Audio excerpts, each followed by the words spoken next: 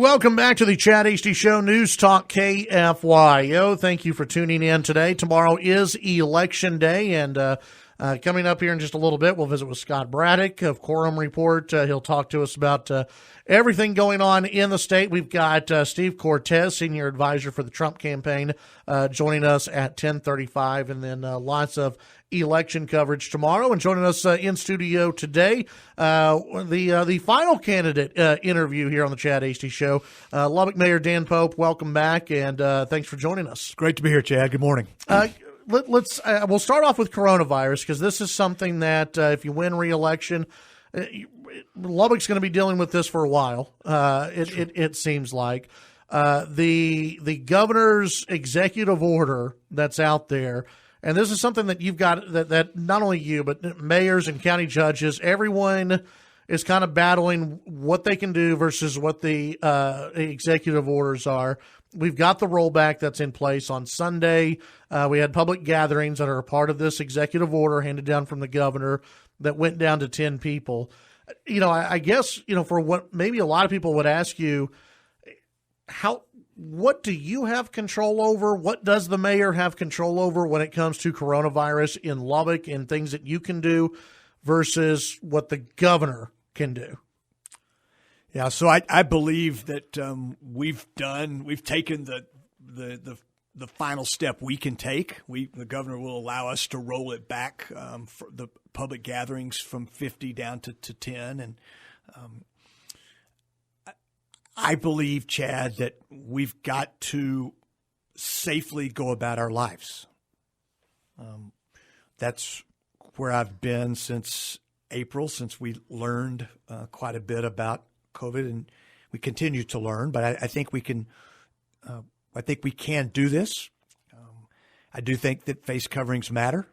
I know that a lot of our citizens feel like their liberties are being taken when they have to wear a face covering, and I certainly respect their opinions. I just know that it matters. I sat in your parking lot this morning with a friend of mine that's in the hospital and another friend of mine that's not doing real well, and they're my age, sort of middle-aged guys, and so the spread in our community is of concern. But if we will wear a mask, if we'll keep our distance, we'll wash our hands, and just, I think, make good decisions.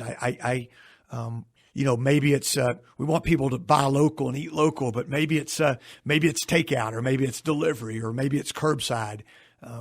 Make sure we protect those that are vulnerable, and we'll continue though to safely re-engage our economy.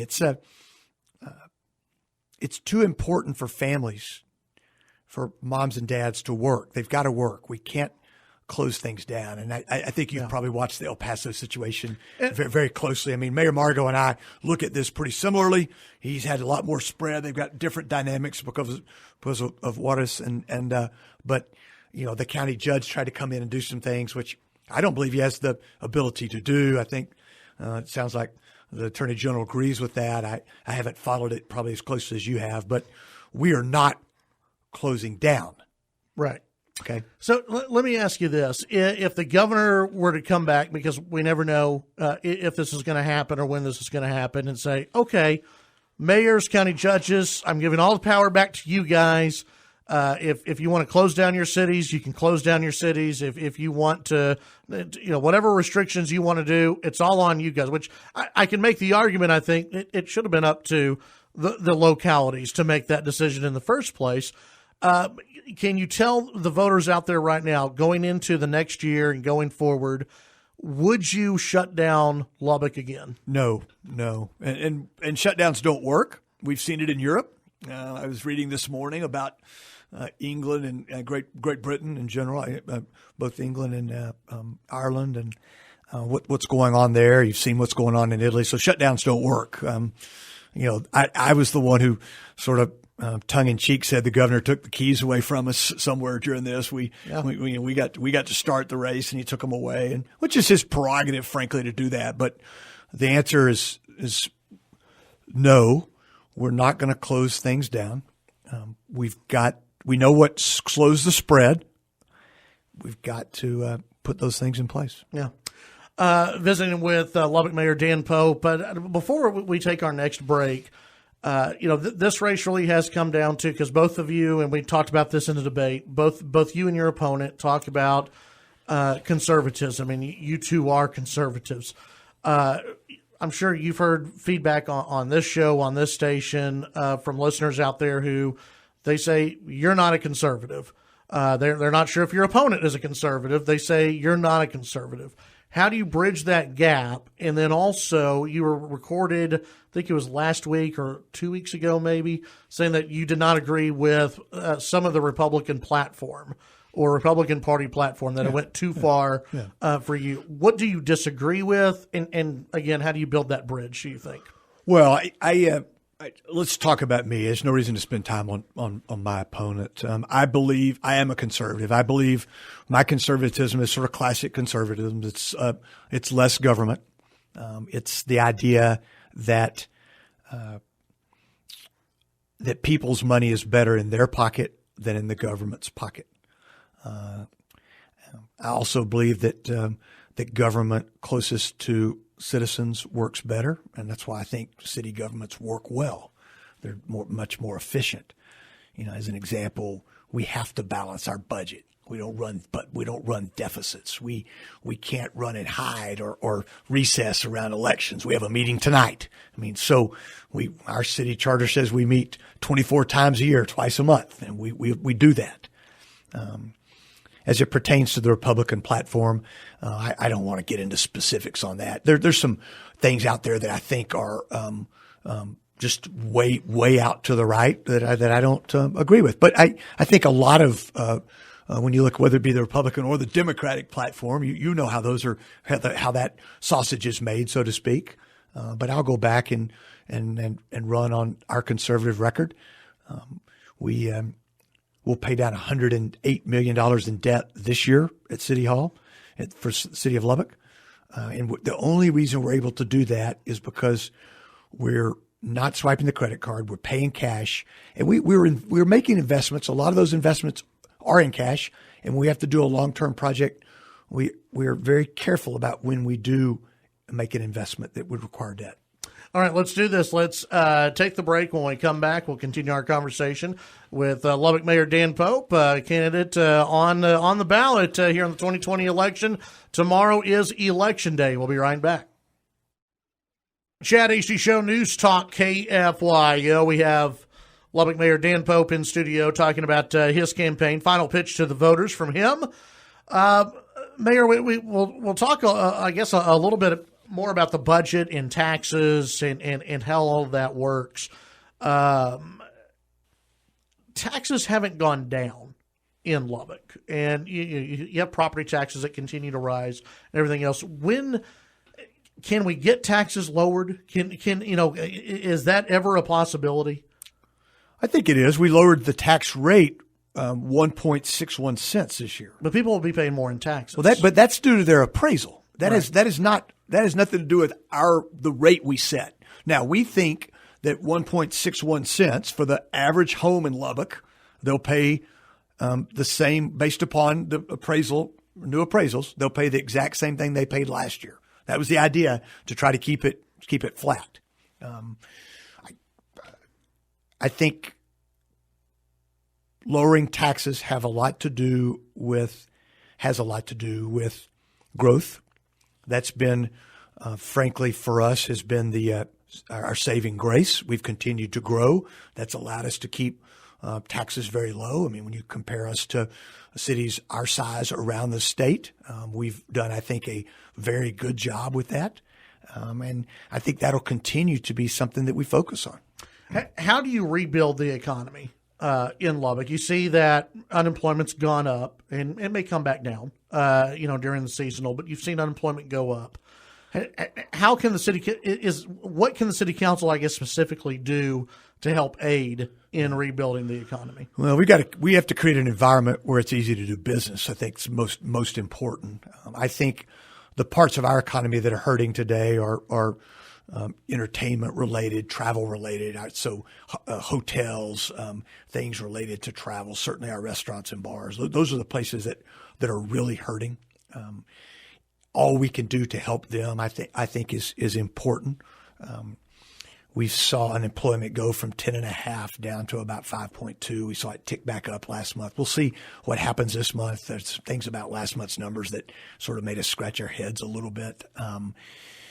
We watch our sales tax numbers very closely. We've continued to we're 4 months in a row exceeding not only budget but last year's numbers, which we think are is a pretty good indicator of how our economy is doing. We know that people are hurting, but the most important thing we can do is have low taxes, a city hall that's easy to deal with, not a lot of silly regulations, and let's let the private sector do what it needs to do. And I think generally that's what's going on in Lubbock. We talked about it when I was here last time, but sometime in late September, we eclipsed the total single family housing permits from last year in September of this year. So we're going to have we're 30-something% ahead of where we were last year. There are parts of our economy that are very, very strong. We're starting to see commercial development come back a bit. I think,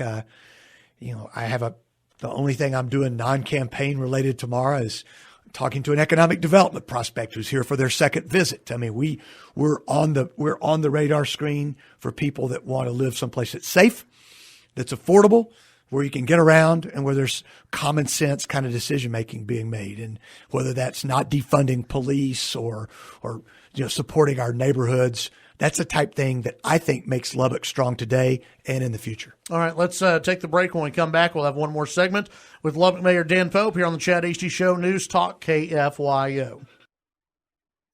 Back on the Chad Hasty Show, News Talk KFYO, we have Lubbock Mayor Dan Pope in studio. Mayor, we'll bring up the issue of Planned Parenthood because a lot of listeners, they keep asking about Planned Parenthood. Now that it has you have the signatures that are out there, is the city council going to look at doing anything with that or allow that process to go to the voters? And is that something where the city council will stand in the way of that going to the voters? No, we have to follow the city charter, and so we will have a public hearing at our meeting on the 17th of November, and then we will consider the ordinance after that public hearing. Okay. If the ordinance passes, it takes 2 readings, as you know, but it would be part of the city code. If it doesn't pass, it would go to the voters on the next uniform election day, which I believe is Saturday, the 1st of May. Okay. But it would be the May election. So it is going to come up for a vote at City Hall. Yeah, we have no choice but to do that. Okay. That's what the charter says, and it will come up for a vote on the 17th. We have 30 days from the city secretary will later today she's already said this publicly, but later today there's a resolution that we'll consider today, which basically says that it's a valid petition. At that point, we have 30 days to have a public hearing and to consider the ordinance. Okay. And we're going to do that. Okay. So y'all are not considering your own ordinance like was proposed at the very beginning. This is an ordinance to get it on the ballot. Am I understanding that right? No, I'm not sure. What are y'all going to be voting for exactly? No, the ordinance that we will on the 17th. Right. Today it's just today all we do is accept the signatures. Right. Okay. But on the 17th, the ordinance is the ordinance that was brought by the petition. Okay. Which I think is the very same ordinance that was proposed to us otherwise. And so if it doesn't pass on the 17th, it goes to the voters. That's correct. How do you plan on voting on the 17th? Unless there's a change to the ordinance, I feel like I'll follow legal counsel. I don't think it's enforceable. It's unconstitutional. That's what I've said before, and so I'm not changing from that. Okay. Unless something changes on that ordinance. So you'll be voting against that. Do you think the rest of the council will be voting? I can't predict where the council would be on that. Okay. I wouldn't do. I'm not going to do that. I find it interesting that we have not had 2 council members put it on the agenda. So that would imply that there's other people maybe that have questions about it. Okay. The future of East Lubbock, and I think a lot of people talk about this a lot, as far as building up East Lubbock. Is there a plan? What can the city council do more for the north and east parts of Lubbock? Well, I think we've already started with some of our efforts in East Lubbock with some targeted incentives, which we're starting to get a bit of traction on that. We are very much open for business in North and East Lubbock. North Lubbock's got a lot going on, Chad. The business park is one part of that, but let's set that aside. The Beaten Bows are doing a couple hundred houses just north of the Loop, just south of Wright Elementary, sort of out close to Lubbock Country Club. There's quite a bit of single family home development going on in East Lubbock. We got a couple builders that are doing quite a bit there. So rooftops are critical to anything that goes on in North Lubbock and East Lubbock. I think downtown is critical to North and East Lubbock. You see, as downtowns revitalize, the neighborhoods around it then become more popular. They become safer, and people want to live there. And North and East Lubbock fit that. They're the closest to downtown. So those are the things that we're going to do and keep doing. Final thing I would say is anything we can do to the Canyon Lakes. I was about to ask you, helps North and East Lubbock because it runs. Yeah. It runs from the Loop, to the Loop basically. And is that something where you may look at, saying this section of the Canyon Lakes we want, to have more development, maybe have some restaurants and not do the entire thing? Or I think we need to connect them for one. I think it makes sense to do, Lake 1 and Lake 6 are the ones that have the most activity. They're our largest lake. So it makes sense to probably spend more time there, but they all matter. And I think we'll continue to invest in those.